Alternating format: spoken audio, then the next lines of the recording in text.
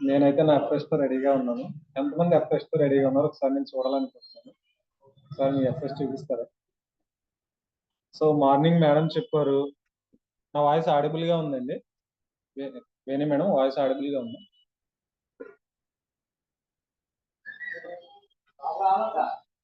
Okay sir, clear sir. Okay sir. Thank you sir. So, morning madam చెప్పారు. Varalakshmi madam చెప్పారు మనకి ఈరోజు FS కోసమే చెప్పారు. ఎఫ్ఎస్ వల్ల యూజ్ ఏంటి? ఎఫ్ఎస్ ఎలా యూజ్ చేయాలి? ఏంటనేది అన్ని క్లియర్‌గా చెప్పారు. సో, ఎవరైతే ఫిట్ మార్త్ ఈరోజు లాస్ట్ డే. సో, అందరూ షేక్ అండ్ ఎఫ్ఎస్‌తో రెడీగా ఉండండి. ఎవరు కదలొద్దు. ఎందుకంటే ఇన్ఫర్మేషను నేను ప్రిపేర్ అయ్యాను. మీకు లిటిల్ బిట్ ఇన్ఫర్మేషన్ అనేది నేను షేర్ చేస్తాను. సో, దానికంటే ముందు ఫస్ట్ నా రిజల్ట్ నేను షేర్ చేస్తాను. సో, నా రిజల్ట్ షేర్ చేసిన తర్వాత రిమైనింగ్ కాల్ అనేది నేను మాట్లాడతాను. సో, మైసెల్ఫ్ రాజేష్ అండి. నేను ఈ కమ్యూనిటీకి రాకముందు ఒబేసిటీతో సఫర్ అయ్యేవాడిని. సో, చూడండి నా pic before and after already share చేశాను మీకు. ఈ కమ్యూనిటీకి రాకముందు నేను అంత ఓవర్ వెయిట్‌తో ఉండేవాడిని. ఓవర్ వెయిట్ ఉన్నప్పుడు నాకు పెద్ద ప్రాబ్లమ్ అనిపించలేదు కానీ, ప్రతి ప్రాబ్లమ్‌కి వెయిటే కారణమని నాకు తర్వాత తెలిసింది. అది ఎలాగంటే, ఈ కమ్యూనిటీలోకి నేనొచ్చిన తర్వాతే తెలిసింది నాకు. అప్పటి వరకు నాకు వెయిట్ గురించి ప్రాబ్లమ్ అనేది తెలీదు. ఎందుకంటే ఊర్లో ఉన్నంత సేపు లేదా ఇంట్లో ఉన్నంత సేపు మన పేరెంట్స్ ఎవరైతే ఉన్నారో వాళ్ళు లేదా ఆహ్, మన తోబుట్టువులు ఎవరైతే ఉన్నారో వాళ్ళందరూ కూడా ఏమంటారంటే, "బాగున్నావు, బాగున్నావు, బాగున్నావు" అంటారు. సో, వన్స్ నేను వెయిట్ నా బాడీ ట్రాన్స్‌ఫర్మేషన్ ప్రోగ్రామ్‌లో నేనున్నప్పుడు నా ట్రాన్స్‌ఫర్మేషన్ తీసుకునే ప్రాసెస్‌లో ఉన్నప్పుడు చాలా మంది అడిగారు. "ఏంటి ఇలాగైపోతున్నావు? ఏంటి ఇలాగైపోతున్నావు? ఏంటి ఇలాగైపోతున్నావు?" సో, వాళ్ళకి తెలియంది ఏంటి అంటే లావుగా ఉంటే బావుంటారు. బొద్దుగా ఉంటే బావుంటారు. అందంగా కనిపిస్తారు. అది మాత్రమే తెలుసు. బట్ మన కమ్యూనిటీలో మనకి నేర్పించేది ఏంటంటే సీనియర్స్ అయితే అవనివ్వండి, మన మెంటర్స్ అయితే అవనివ్వండి, ఎంటైర్ మన కమ్యూనిటీ అండ్ సిస్టమ్ మనకు నేర్పించేది ఏంటంటే, మనం ఐడియల్ వెయిట్‌లో ఉన్నప్పుడు, మన బాడీ పారామీటర్స్ అన్నీ బాగున్నప్పుడు మాత్రమే మనం హెల్తీగా ఉన్నాం. సో, నేనేదైతే ఈ ఒబేసిటీతో సఫర్ అయ్యేవాడినో, దానితో పాటు చాలా ప్రాబ్లమ్స్‌తో నేను సఫర్ అయ్యేవాడిని. బట్ ఆ ఒబేసిటీతో ఉన్నప్పుడు నాకేమి తెలీదు. ఆ ఒబేసిటీతో ఉన్నప్పుడు నేను ఫీలింగ్ ఏంటంటే first of all gastric. Severe gastric ఉండేది నాకు. సివియర్ గ్యాస్ట్రిక్ మీన్స్ నేను బిఫోర్ స్టూడెంట్ బ్యాక్‌గ్రౌండ్‌లో ఉన్నప్పుడు నేను చాలా ప్రాబ్లమ్‌తో సఫర్ అయ్యేవాడిని గ్యాస్ట్రిక్‌తో. ఎందుకంటే, నేనెప్పుడైతే స్టూడెంట్ బ్యాక్‌గ్రౌండ్‌లో ఉన్నానో, అప్పుడు నాకు ఫుడ్ అనేది సరిగ్గా అరేంజ్ అయ్యేది కాదు. హాస్టల్‌లో ఉండేవాడిని. మార్నింగ్ 8:00కే కాలేజ్‌కెళ్ళిపోవాలి. అటువంటి టైంలో ఫుడ్ అనేది నాకు కుదరక నేను కాలేజ్‌కి బాక్స్ అనేది లంచ్ బాక్స్ తీసుకెళ్ళేవాడిని కాదు. అటువంటి టైంలో ఏదైతే ఇర్రెగ్యులర్ ఫుడ్ నేను తీసుకోవడం అనేది ఉన్నదో, దానివల్ల నేను గ్యాస్ట్రిక్ అనేది నాకు యాడ్ అయింది. ఆ గ్యాస్ట్రిక్‌తో చాలా బాధపడేవాడిని. నైట్ నిద్ర అనేది సరిగ్గా ఉండేది కాదు. అస్సలు నిద్రపోయేవాడిని కాదు నైట్ నేను. మినిమమ్ టు మాక్సిమం అనుకుంటే 1 ఆర్ 2 అవర్స్. అది కూడా ఎర్లీ అవర్స్ మాత్రమే నాకు నిద్ర పట్టేది. ఎర్లీ అవర్స్ మీన్స్ మనకి 3 నుంచి లేదంటే 12 తర్వాత 2 తర్వాత నుంచి ఎర్లీ అవర్స్‌లోకొస్తది. ఆ అవర్స్‌లోనే నాకు నిద్ర పట్టేది. రిమైనింగ్ టైమ్ అంతా కూడా మొబైల్ పట్టుకొని ఈ కీప్యాడ్ మొబైల్ అవనివ్వండి, ఇంతకుముందు కీప్యాడ్ మొబైల్ దాని తర్వాత ఆండ్రాయిడ్ మొబైల్ వచ్చినాక ఇంక అసలు టైమే తెలియట్లేదు మనిషికి. ఏ టైంలో ఎక్కడ ఉంటున్నాం, ఏం చేస్తున్నాం ఏంటో టైం కూడా తెలియకుండా మనం తిరిగేస్తున్నాం.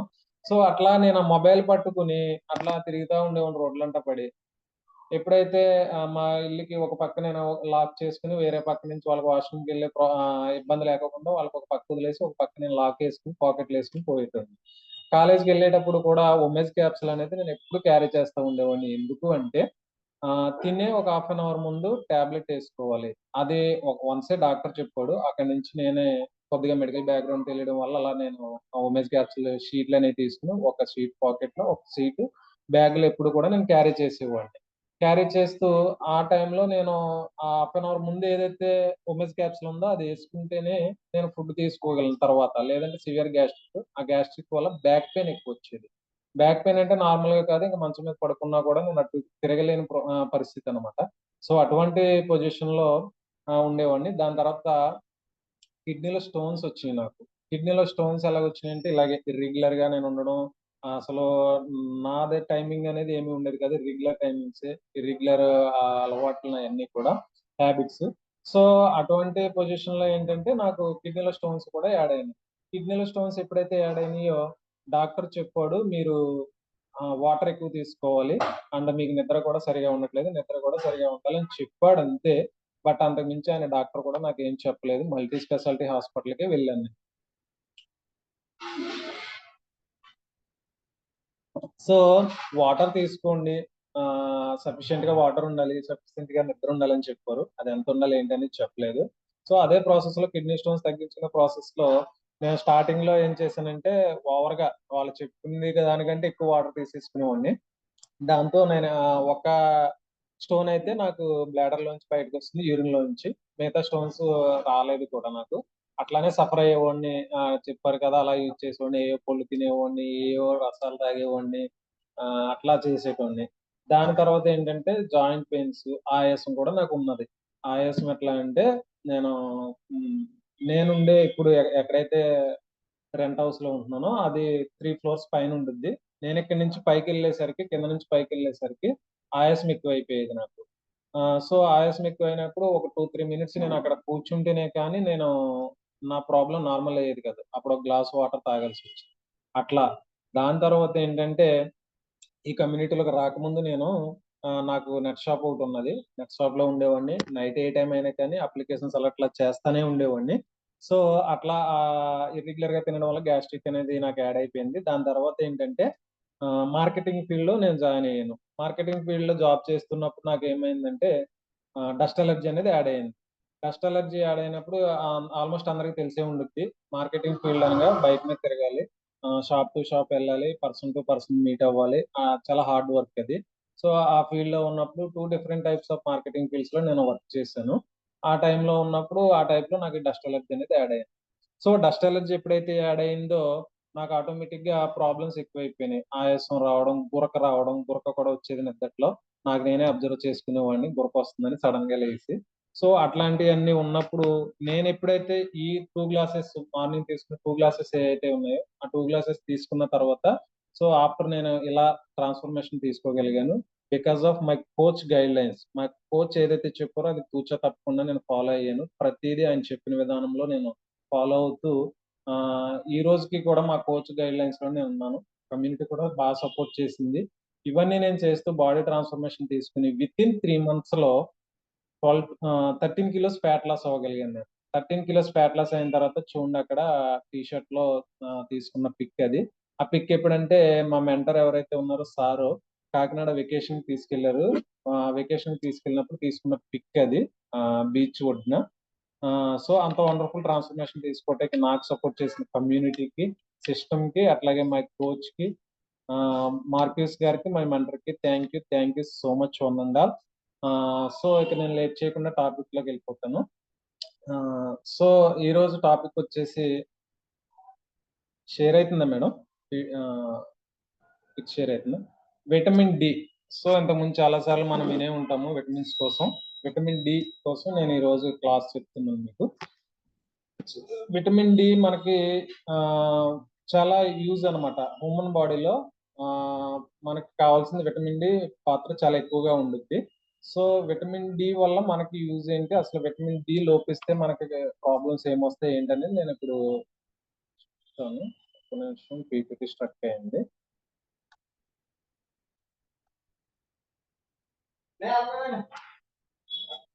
విటమిన్స్. సో చూడండి, విటమిన్స్ అనేది మనకి 2 టైప్స్ ఆఫ్ విటమిన్స్ ఉంటాయి.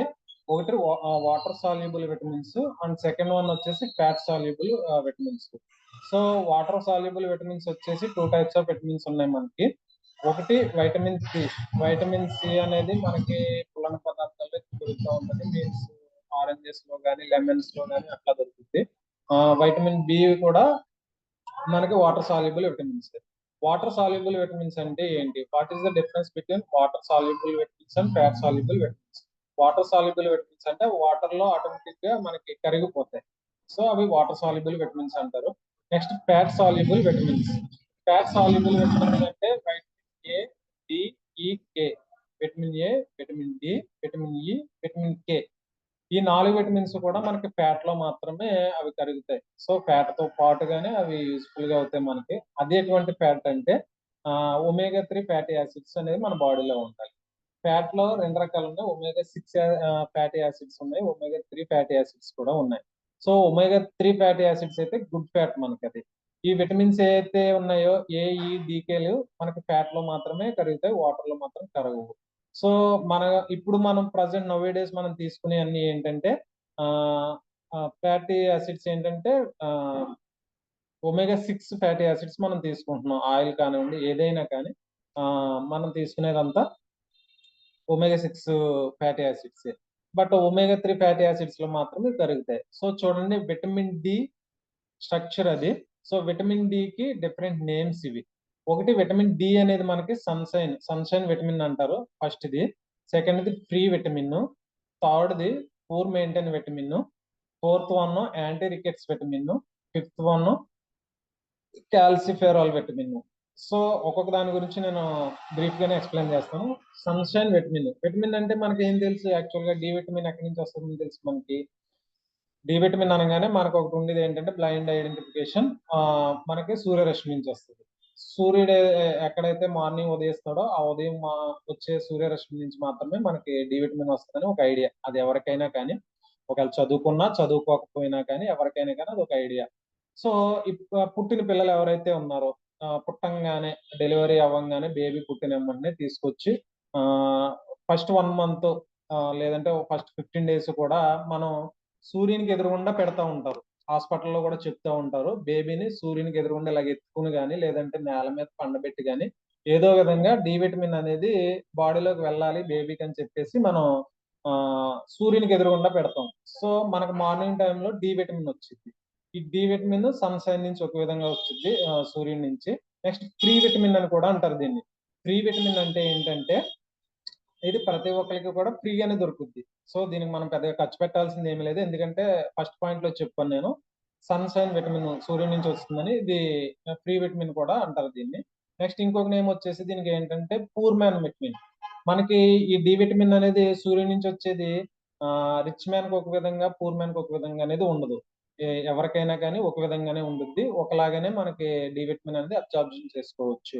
సో అది సూర్యుని నుంచి వచ్చేది కాబట్టి ఇది పూర్ మ్యాన్‌కి, రిచ్ మ్యాన్‌కి ఎవరికైనా ఒకలాగా ఉండిద్ది. సో అందరికి ఒకటే.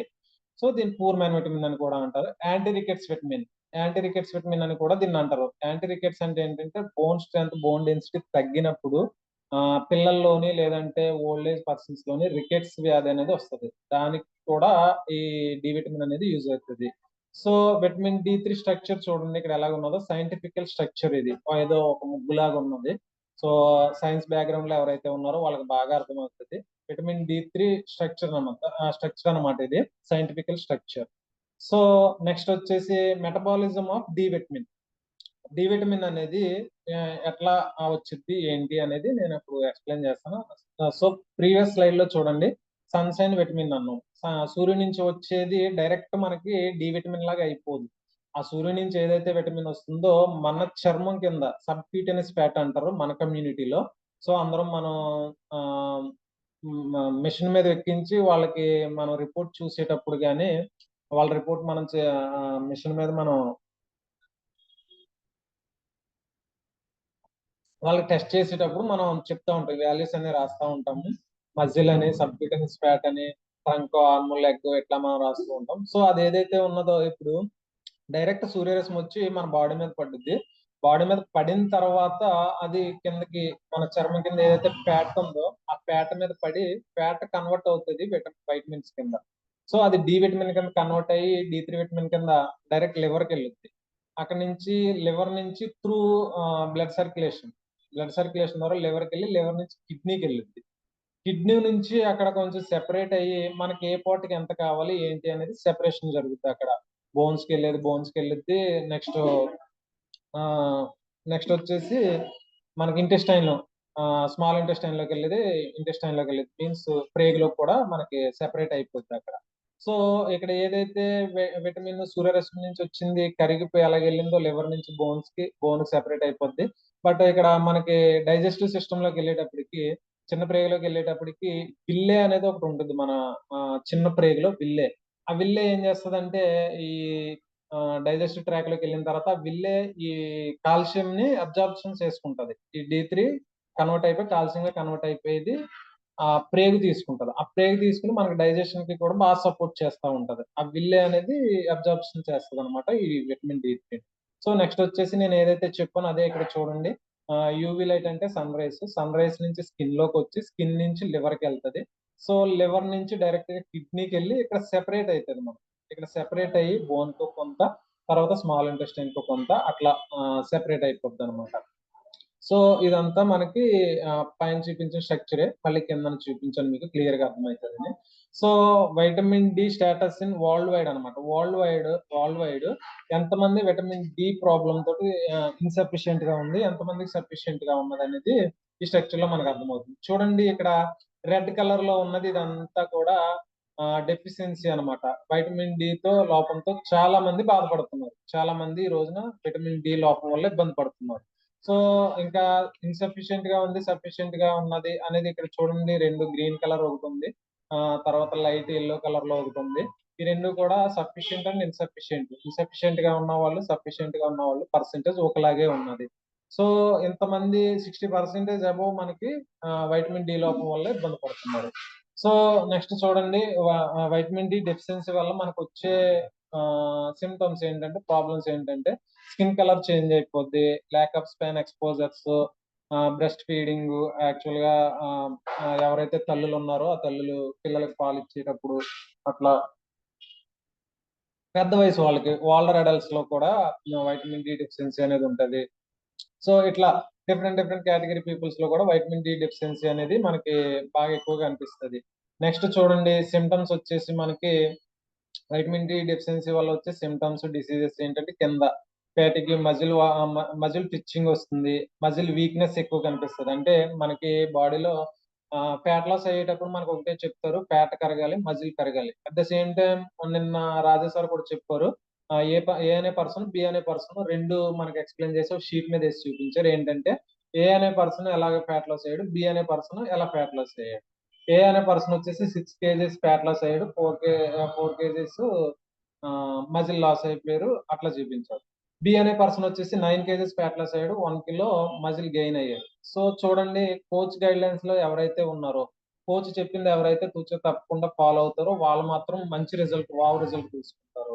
అట్లానే చూడండి ఇంకా వైటమిన్ డి డెఫిషియన్సీ వల్ల long periods it may results complications such as ఎక్కువ మనకి రిజల్ట్స్ కాంప్లికేషన్స్ ఎక్కువుంటాయి. అవేంటంటే cardiovascular conditions, autoimmune problem, ఇమ్యూనిటీలో కూడా ప్రాబ్లమ్ ఎక్కువుంటది. తర్వాత neurological diseases means nervous system. నరాల బలహీనత ఏదైతే ఉందో అటువంటి ప్రాబ్లమ్స్ కూడా మనకి కలుగుతూ ఉంటాయి. ప్రెగ్నెన్సీలో కాంప్లికేషన్స్ కూడా ఎక్కువుంటాయి విటమిన్ డి వల్ల. సో మనం ఏమనుకుంటామంటే విటమిన్ డియే కదా పెద్ద ప్రాబ్లమ్ ఏముందని అనుకుంటాము. సో విటమిన్ డి వల్ల మనకి ఇన్ని ప్రాబ్లమ్స్ వస్తాయి. సో చూడండి విటమిన్ డి డెఫిషియన్సీ వల్ల మనకొచ్చే ప్రాబ్లమ్స్ ఆహ్, ఇక్కడ చూడండి లివర్ ఫెయిల్యూర్ మెయిన్ పార్ట్సే చెప్తున్నాను. ఎందుకంటే టైం అయిపోతుంది గనుక కొన్ని మాత్రమే నేను ఎక్స్‌ప్లెయిన్ చేస్తాను. Liver failure, renal failure. So liver అనేది ఫెయిల్యూర్ అవుతా ఉంటది మనకి డెఫిషియన్సీ వల్ల, విటమిన్ డి డెఫిషియన్సీ వల్ల. అట్లనే ఒబేసిటీ ఎక్కువవుతా ఉంటది. ఇప్పుడు ప్రెజెంట్ మన వరల్డ్ వైడ్ ఒబేసిటీ పర్సెంటేజ్ అనేది చాలా ఇబ్బందిగా ఉన్నది. సో ఒబేసిటీ తోటి చాలా మంది సఫర్ అవుతూ ఉన్నారు. ఆ ఒబేసిటీ అనేది వైటమిన్ డి డెఫిషియన్సీ వల్ల కూడా ఒబేసిటీ అనేది మనకి కలుగుతుంది. అట్లనే చూడండి రెస్పిరేటరీ ఇన్ఫెక్షన్. మనకి కోవిడ్ టైమ్‌లో ఎక్కువగా రెస్పిరేటరీ సిస్టమ్ దెబ్బతిని చాలా మంది డెత్ రేట్ ఎక్కువ పెరిగింది. ఎందుకంటే మన రెస్పిరేటరీ సిస్టమ్ బాగోగలేక. అది వన్ ఆఫ్ ద రీజన్ కూడా విటమిన్ డి. అప్పుడు చూడండి మనకి చాలా మంది మనకి చెప్పేవారు డాక్టర్‌లు మనకి చెప్పేవారన్నమాట. ఏంటి వైటమిన్ డి తీసుకోండి, లేదంటే డోలో తీసుకోండి, వైటమిన్ సి తీసుకోండి ఎక్కువ. ఇట్లా చెప్తా ఉండేవాళ్ళు. దానివల్ల కూడా మనకి చాలా ప్రాబ్లమ్ అయింది. మజిల్ పెయిన్, మజిల్స్ పెయిన్ కూడా ఎక్కువ ఉంటది వైటమిన్ డి డెఫిషియన్సీ వల్ల. నెక్స్ట్ చూడండి రికెట్స్ అని ఇందాక చెప్పాను మీకు ఆల్రెడీ. రికెట్స్ వ్యాధి అంటే బోన్ డెన్సిటీ తగ్గిపోతుంది. బోన్ స్ట్రెంత్ బాగా తగ్గిపోతుంది. సో దానివల్ల కూడా మనకు చాలా ప్రాబ్లమ్స్ ఉంటాయి. ఇవన్నీ కూడా వైటమిన్ డి డెఫిషియన్సీ వల్ల వస్తాయి. స్కిన్ డిసీజెస్ ఇట్లా చాలా ఉన్నాయింకా. ఇదంతా చెప్పాలంటే ఒక రోజులో అయ్యేది కాదు. So, vitamin D levels consider adequate and healthy. హెల్తీగా ఉండాలంటే 30 నానోగ్రామ్స్ లేదా మిల్లీ లీటర్‌లో గాని కొలుస్తారు. 30 నానోగ్రామ్స్ ఉండాలి. Consider vitamin D insufficient. ఇన్‌సఫిషియెంట్‌గా ఉన్నది అంటే 20 నానోగ్రామ్స్ అట్లా ఉండుద్ది. డెఫిషియెంట్ లెస్ థాన్ 20 గ్రామ్స్ ఉన్నదంటే 20 గ్రామ్స్ కంటే తక్కువగా ఉందంటే డెఫిషియన్సీ ఎక్కువగా ఉన్నట్టు. Greater than 80 grams 80 nanograms 80 nanograms కంటే ఎక్కువగా ఉందంటే మనకి side effects, toxic side effects అనేవి వస్తా ఉంటాయి అన్నమాట. సో సోర్సెస్ ఏంటి? విటమిన్ డి మనకి ఎట్లా వచ్చింది అసలు? విటమిన్ డి దేని నుంచి మనకు వస్తుంది అనేది ఈ స్లైడ్ లో చూద్దాం. ఫస్ట్ వన్ వచ్చేసి మిల్క్. పాలలో ఎక్కువ డి విటమిన్ దొరుకుతుంది మనకి. పాలు ఎక్కువగా తీసుకుంటాం. ఎప్పుడైనా చిన్నప్పటి నుంచి పిల్లలకి ఎక్కువ పాలు ఎక్కువ ఇస్తా ఉండాలి. మిల్క్ ద్వారా డి విటమిన్ వచ్చింది. తర్వాత సన్‌లైట్ ఆల్రెడీ ఫస్ట్ స్లైడ్ లో నేను ఎక్స్‌ప్లెయిన్ చేశాను. సూర్యరశ్మి నుంచి మనకి డి విటమిన్ వచ్చిద్ది. అట్లనే ఎగ్స్, గుడ్లో కూడా మనకి డి విటమిన్ బాగా దొరుకుద్ది. ఎగ్ ఏదైతే ఉందో దాంట్లో యెల్లో బయట పడేసేసి మనం వైట్ తినమని ప్రిఫర్ చేస్తా ఉంటాము. వైట్ ఎగ్ లో ఎక్కువ మనకి డి విటమిన్ దొరుకుద్ది. అట్లాగే మష్రూమ్స్ లో కూడా డి విటమిన్ ఎక్కువ దొరుకుతుంది. సో చూడండి, ఇంకా డిఫరెంట్ కేటగిరీస్ ఉన్నాయి మనకి ఇక్కడ. మీకు యూజ్ఫుల్ అవుతుంది, ఒక స్క్రీన్ షాట్ తీసుకొని కావాలంటే డి విటమిన్ ఎక్కడ దొరుకుతుంది ఏంటంటే. సో ఇట్లా మన కమ్యూనిటీలో డి విటమిన్ స్టార్టింగ్ లో చెప్పాను కదా, fatty acids, omega 3 fatty acids లో మనకి ఈ డి విటమిన్ అనేది కరుగుతుంది అనేది. మన కమ్యూనిటీ ద్వారా బెస్ట్ ప్రొడక్ట్ ఉన్నది. ఇది వచ్చేసి సాల్మన్ ఫిష్ నుంచి మనకి తయారు చేస్తారు. సాల్మన్ ఫిష్ అది చాలా రేట్ ఉంటుంది. సో అటువంటి సాల్మన్ ఫిష్ నుంచి తీసిన ఆయిల్ ద్వారా మనకి తయారు చేసిన ప్రొడక్ట్ అనేది మన కమ్యూనిటీలో ఉన్నది. దాని పేరు వచ్చి ఒమేగా 3 హెర్బల్ లైఫ్ లైన్ అనమాట. ఇందులో మనకి గుడ్ ఫ్యాటీ యాసిడ్స్ దొరుకుతాయి, ఒమేగా 3 ఫ్యాటీ యాసిడ్స్. ఇది నెంబర్ 1 ప్రొడక్ట్. ఇందులో మనకి డి విటమిన్ సఫిషియెంట్ గా దొరుకుతుంది. నెక్స్ట్ వచ్చేసి కాల్షియం సప్లిమెంట్స్ కూడా మనకి సెపరేట్ గా ఉన్నాయి. సో ఎవరైతే ఈ డెఫిషియన్సీతో, ఈ ప్రాబ్లమ్స్ తో ఉన్నారో ఒకసారి మీ కోచ్ తో మాట్లాడండి. మీ ప్రాబ్లం బట్టి వాళ్ళు మీకు డిజైన్ చేస్తారు. ప్రోగ్రామ్ షీట్ అనేది మీకు చార్ట్ అనేది డిజైన్ చేసి ఇస్తారు. సో కాల్షియం సప్లిమెంట్స్ లో కూడా మనకి చూడండి, calcium, magnesium and vitamin D sufficient గా దొరుకుతుంది. సో ఈ రెండు బెస్ట్ ప్రొడక్ట్స్. సో ఇంత అవకాశాన్ని ఇచ్చిన నాకు, నేను ఇలా ట్రాన్స్ఫర్మేషన్ అవటానికి నాకు సహాయం చేసిన నా కోచ్. ఎందుకంటే మా కోచ్ లేకపోతే నేను లేని రోజు.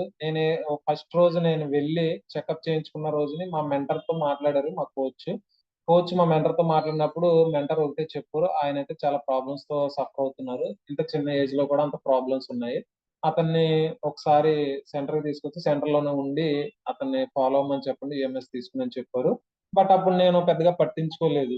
ఎందుకు అంటే అందరూ ఎలాగైతే బాటిల్స్ ఇచ్చేయమంటారో నేను అలాగే నా బాటిల్స్ నాకు ఇచ్చి పట్టుకెళ్ళిపోతానని తెచ్చేసుకున్నాను ఆ డబ్బాలు. నేను ఓన్ గా ఉండి నేను నా దగ్గర తెచ్చుకుని తీసుకున్నంత సేపు నాకు రిజల్ట్ అయితే రాలా. మా కోచ్ నన్ను 1.5 ఇయర్ నుంచి ఫాలో అప్ చేస్తూనే ఉన్నారు, రండి సార్ అని. సో నేను వెళ్ళలేదు. మా కోచ్ ని కూడా కింద చూడండి, మా మెంటర్ ఉన్నారు, ఆయన మా కోచ్ ని 7 ఇయర్స్ నుంచి ఫాలో అప్ చేస్తున్నారు. సో ఆయన అంతా నాకు తెలిసి కూడా నేను 1.5 ఇయర్ మా కోచ్ తో నేను ఫాలో అప్ చేయించుకున్నాను. సో నాకు ఇంత వండర్ఫుల్ ట్రాన్స్ఫర్మేషన్ ఇచ్చి, ఇంత నాకు గైడ్ లైన్స్ ఇచ్చి, నా పిక్ అలా మారటానికి నాకు సపోర్ట్ చేసిన మా కోచ్ కి thank you my lovely coach. అలాగే మా మెంటర్ కూడా బాగా సపోర్ట్ చేస్తున్నారు. So thank you my lovely mentor. Thank you so much. This is my side. Thank you one and all. ఇంత వండర్ఫుల్ ఆపర్చునిటీ ఇచ్చిన లీడర్షిప్ కి, మై మెంటర్స్ కి thank you so much.